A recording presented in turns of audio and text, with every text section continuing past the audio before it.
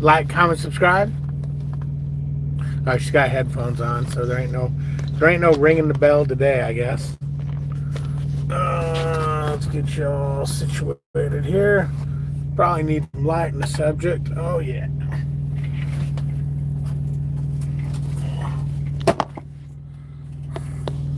Ah, everybody died. Oops. I guess I gotta wrap the legs around to hold that thing.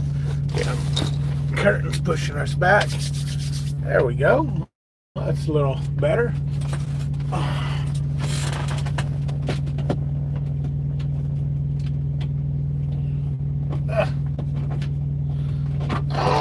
Okay.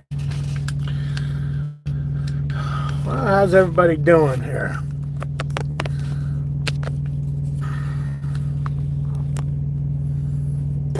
That's probably not good right there, huh? How's everybody doing? How's everybody doing?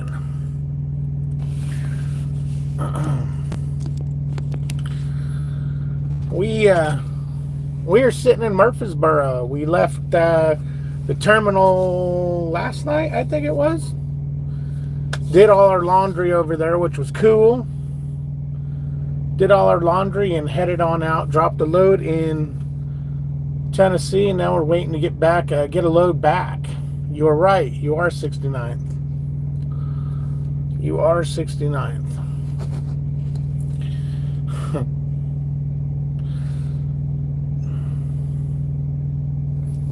Why does the phone seem so far away today?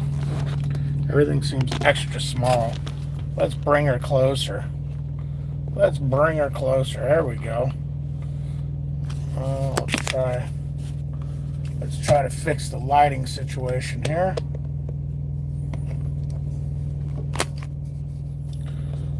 That should be all right, I think. Okay. What's up, Big Houston? Brian, how you doing? John, what's happening? John, I'm in your neck of the woods, man. I'm hiding out behind Taco Bell over here. What's up, John? The other John, we got John Fornwald, and then John, John Fornwald, Jon, and then John the normal spelling. What's up, Cliff? I'm just north of Nashville. And White House picking up a Murfreesboro tomorrow. Okay, yeah, we'll be out of here. Our load's in the door over at General Mills. We just texted them a minute ago. And so it should be ready here soon. Told you I was in your neck of the woods, John. Where are you hiding at? You probably over at the Pilot? Or are you at a shipper? Maybe sitting over there sleeping in General Mills parking lot? The General Mills we went to has no overnight parking. I don't know if the one by the Pilot does or not. What's up, Wombats?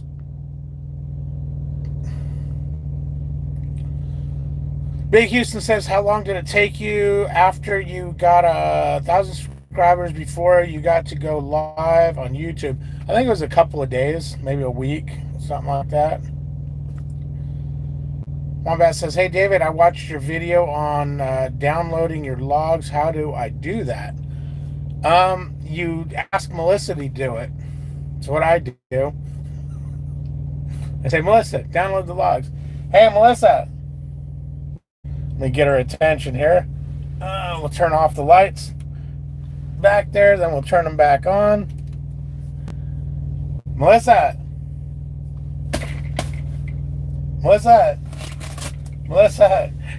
She's got her headphones on. Hey, how do you download the logs? Gosh, you told me. You have to go to the prime.com site. Okay, that's right. You go to prime.com, and then the place where if you're a driver, you go. Yeah, and if you're a driver, you can sign in. Your driver code in. You put your driver code in, and then you can get in and download your logs. So yeah, I told you she knew how to do it.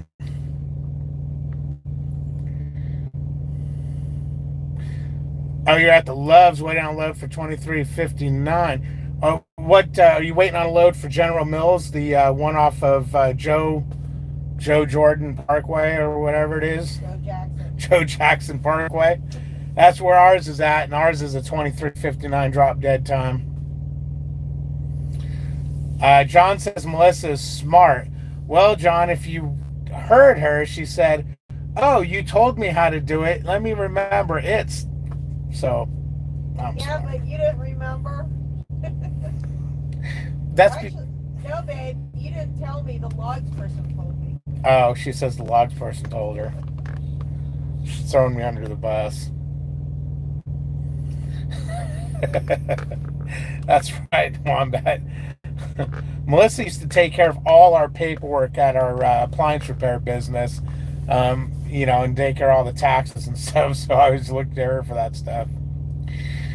What's happening, Jeremy? How you doing, man? As you know, it's dark out over here, so Melissa, of course, is in the back being a little sissy, even though she only drove today 2.5 hours. What she doesn't know is her 10-hour breaks up in hour and 32 minutes. So if they don't load us by then, she's driving us back to Springfield tonight in the dark on US 51/US 60. If any of you guys are familiar with that roadway, there's no shoulder on most of it, and it's about a 5-6 foot drop. She drove us back to the terminal that way the other day, but it was during the day. She says she ain't doing it at night. So I'm actually night driving because you guys know she's a solar driver, and I'm not. I'm a vampire. Oh, okay, John. So you're picking up where we're picking up. Maybe we'll see you over there. Ours is, the famous 2200 to 2359 DDT. They told us to go back over there at 2200, but I'm just having her text them to see what the load is. I guess it's in the door, so we'll probably go back over there at about maybe 21:30, 21:45.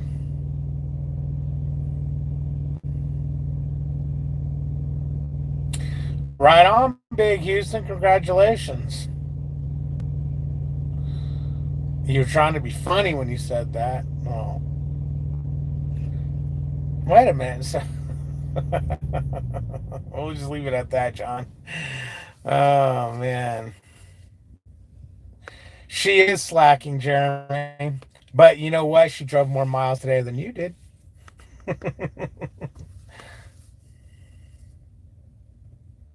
Oh, tell her you're welcome. Jeremy says, my wife wanted to tell you thank you for your opinion and info. You're welcome. But I thought I would pop in here real quick. Guys, I'm going to be making deep fried turkey. I'm going to make my basically almost 100% homemade. Well, no, kind of a homemade jalapeno injectable for it.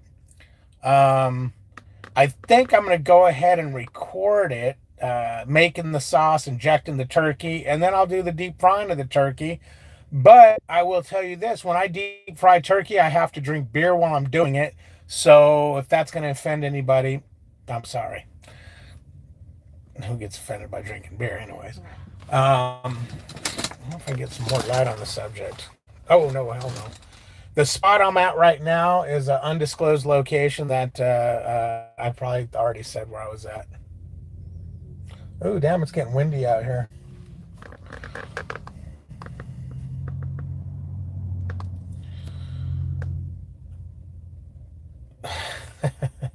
What's up, Metal Music Maniac? Make sure we don't get that ghost load. We show up for the load, but it isn't there. Many have dealt with it. Yeah, oh yeah, hell with that.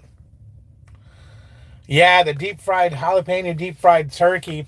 Normally, every year, guys, the Saturday after Thanksgiving, I used to have my family come over when I lived in California, and I would deep fry 2 or 3 birds, depending on how many people were coming.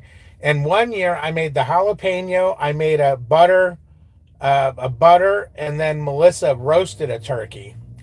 And of course, the roasted turkey was okay, but everyone was like, nope, don't need that next year.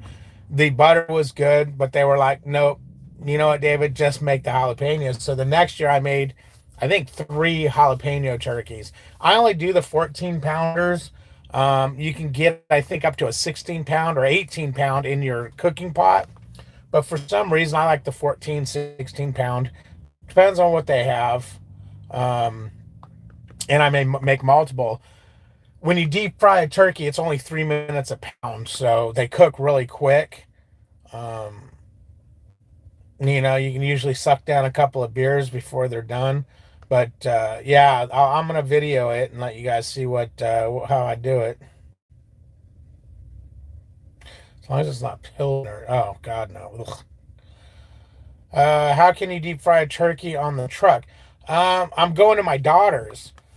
My grandbaby's birthday. She was born on the 27th of November. It was the day after Thanksgiving last year. And so she's having her birthday on the 28th. And we happen to, we're going to it. And like last month, we asked, well, what are you doing for Thanksgiving? We just assumed she was probably going to the his parents or something because they live out that way.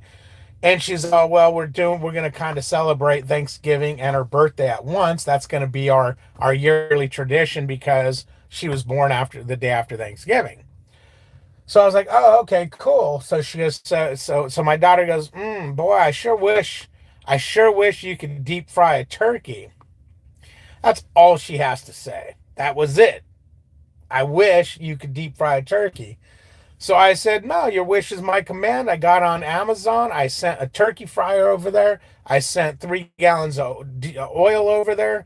I actually sent 6 gallons because I can't remember how much the thing uses. I think it was only 3 gallons for the 14 pounders. But I wanted the extra 3 gallons just in case if I don't open it. It's Amazon. You just tag it and send it back.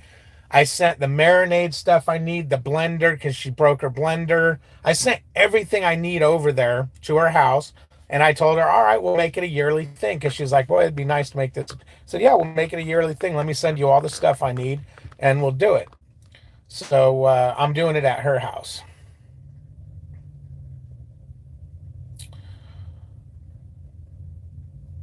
Yes, Jeremy, I am.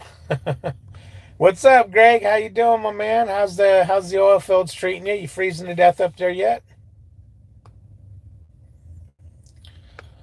What do you miss the most living on the truck? Well, I'll tell you, I miss my daughter. I miss my daughter the most.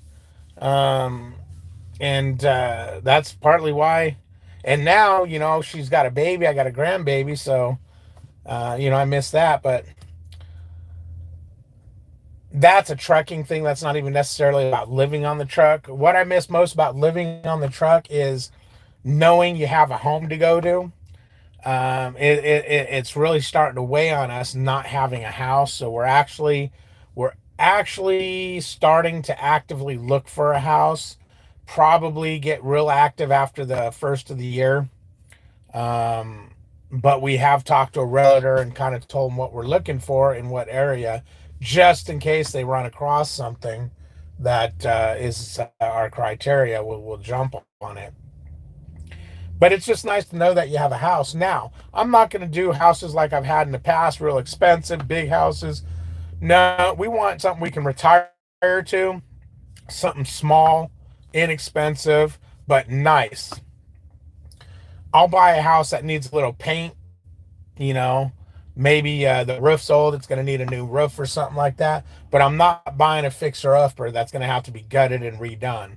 Um, so I'll get something that I got to put a few $1,000s into, if need be, and have it done while I'm on the truck. Find a good contractor, which everybody knows that's hard to do. Contractors, for some reason, are inherently flaky.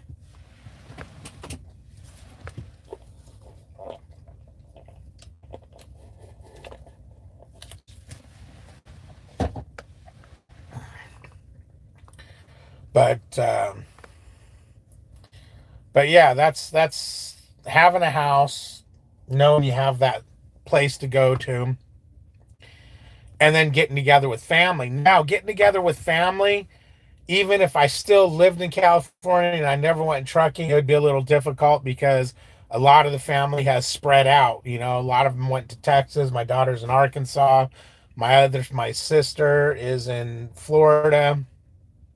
So they're kind of spread out. Now the trucking thing is kind of cool because once I get off the kick of saving for a house, you know, really hammering down hard to get money for a house, I can take a little more time off. Yeah, Jeremy, I know you're gonna say, yeah, you ain't gonna take no time off. Dude, I took a lot of time off this month. Um, and I'll be able to, hey, you know what? I'm gonna go visit you guys over in California. I'll visit you over there in Houston. And you know, we can stop by, do 34s or take a couple of days off or so on and so forth. But right now, it's all about saving the money to get the house. Which is cool. I don't see anything wrong with that. Although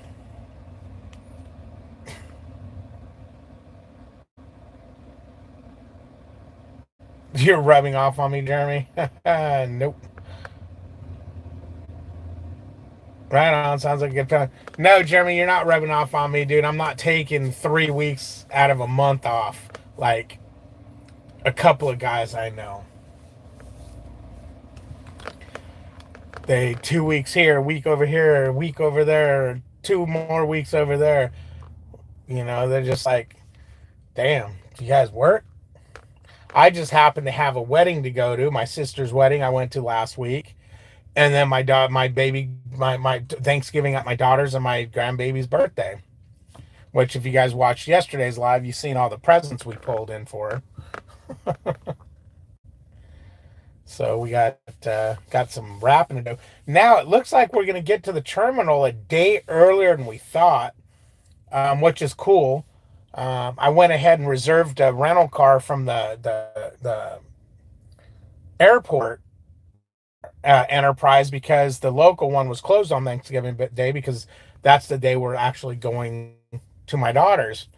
Um, so we're gonna get there tomorrow as long as this load's done tonight, you know, or in the morning, whatever, because it's only a 9 hour drive, 10 hour drive there with your breaks and stuff. So if that's the case, I'm going to call the enterprise, the local enterprise, and see if they've got a car that I can go ahead and rent. I'll rent it a day early, pay the extra day, so I don't have to go to the airport tomorrow and deal with that nonsense of, you know, waiting on the shuttle, blah, blah, blah, blah, and then, you know, going back and waiting on a shuttle. It's just a pain in the neck. Um, and that's another thing we need to do. We're going to need to do. Maybe, maybe not. I mean, is get a car once we get a place to get around town because I always rent cars, but I might still do that. There's this app my niece showed me where you can literally rent somebody's car and it's a lot cheaper than renting from like Enterprise or whatnot. So I might look into that and see what that's all about. But if I buy a car, I'm gonna get a used car that's, you know, two, three, four, $5,000. I'm not gonna buy a brand new car, something to leave wherever I'm gonna park the truck and be able to go home with it, you know, up the road. But we had some barbecue tonight, and I hate barbecue. People who know me know I don't really like barbecue. I didn't get nothing with barbecue sauce on it just because it gets. I ain't getting that all up in my whiskers, you know. But I just don't like shredded beef. And barbecue, this particular stuff we had was shredded beef, and I didn't care for it. She got a loaded potato with the shredded beef on it, which was the beef, but the potato was good. Buy a surplus cop car. That is all you buy. That would be kind of cool. How do you go ahead and get a surplus cop car? I mean, I see them running around town every once in a while. Generally, it's in California. The people I seen that was driving them were usually right on the verge of tweaking, so they must be inexpensive. But I'd want a cool one, man. I wouldn't want no damn Crown Victoria. I'd want me like a Charger or a Mustang or something. The ex cop car. And it would be badass if you could put the lights back on, pull people over, and beat them. No, I didn't really say that. I was just joking. That was too soon. That was too soon, right? Too soon. Damn it! You can't edit a live. I mean, you can, but I don't have the means to do it. You bought a Crown Vic with 60,000 miles on it for 4,000. What year was that Crown Vic? Because that sounds kind of expensive for a Crown Vic. Because they haven't made those, I thought, for like 10 years or something like that. And 4K for a 10-year plus old car, man. Especially a cop car, which ain't got even got a back seat in it, and they probably puked all over it, and there's probably hepatitis and COVID and everything else in that damn car. A 2009. So yeah, okay, so it's a little 10 years old, 11 years old, depending on whatever. I don't know, 4K, 6,000. Well, I guess it's the low miles that make it worth it. But that car is badass, ain't it? Because that's a V8. If it's a Crown Vic, it's a V8 with the cop package on it. Oh, you've been driving it for 5 years. Okay. Okay, so no, I guess that's not bad. I guess, but how do you get one? I mean, is there like a website for cop cars? You've been driving it for 5 years. Is it a black and white, or is it all white, or what? I guess it depends on what state you buy it in, because that's right. I'm from, originally from California. The cop cars are black and white. Highway patrols were black and white. Some were all white. Unless you buy an undercover car, which, guys, undercover cop cars are ridiculous because, I mean, you can tell them 1,000 miles away. Although in California, there was some cops running around the freeways and Honda Accords and things like that, and you couldn't tell they were cop cars until they pulled you over, which was kind of messed up. You get pulled over by a Honda Accord and a ticket for speed, and it's like, wait a minute, you're supposed to be running a Crown Vic, man, a tan Crown Vic with the cop poverty caps on wheels.